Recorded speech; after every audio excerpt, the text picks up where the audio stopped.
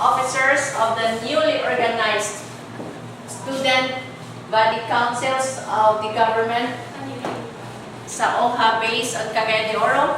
And I'm so proud to present the elected officers. President Mr. Paulino A. Ermita, Vice President Francis Lee Charisma, Secretary Colleen A. Rodriguez, Treasurer Violeta C. Hubayan, Auditor Rosemary T. Okoy, Official Manager External Aurora J. Dalapag, Sarina Yu Tabian, Internal Social Manager, Public Information Officer Karime Nicolia, External, Beverly Daco, Internal, Board Member Janet Valero, Chairman, and Marilo Villarosa, Soil Pratuna Balwa. Members, Annabel Sarili, Dalisay Gomez. Yours from yours and your advisor. I am requesting our Administrator, Ms. A.R. Vilbar, to conduct our newly elected officers.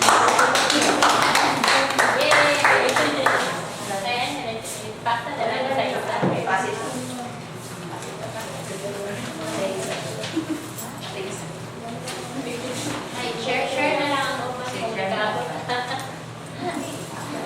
Don't nagpamit. Ito kami. Saan mo pagka? Are we ready? Saan ni pagka? Ano na siya? Asa. Kani. Kanara.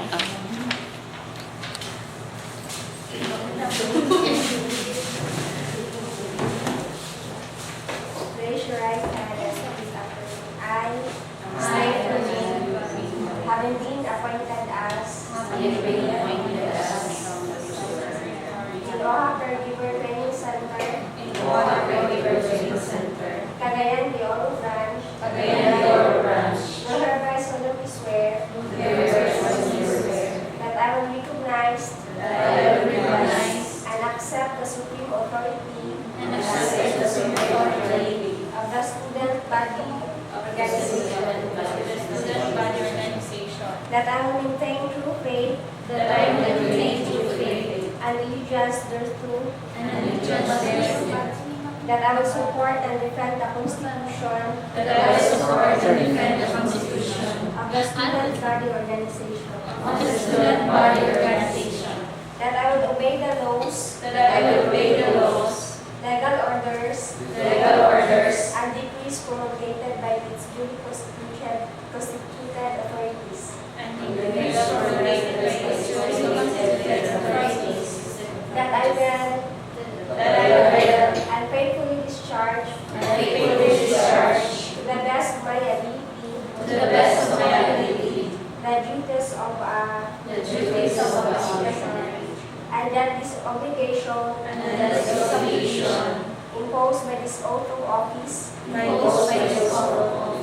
is assumed by me voluntary without mental reservation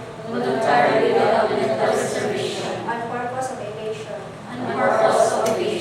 I further swear that I have no other commission as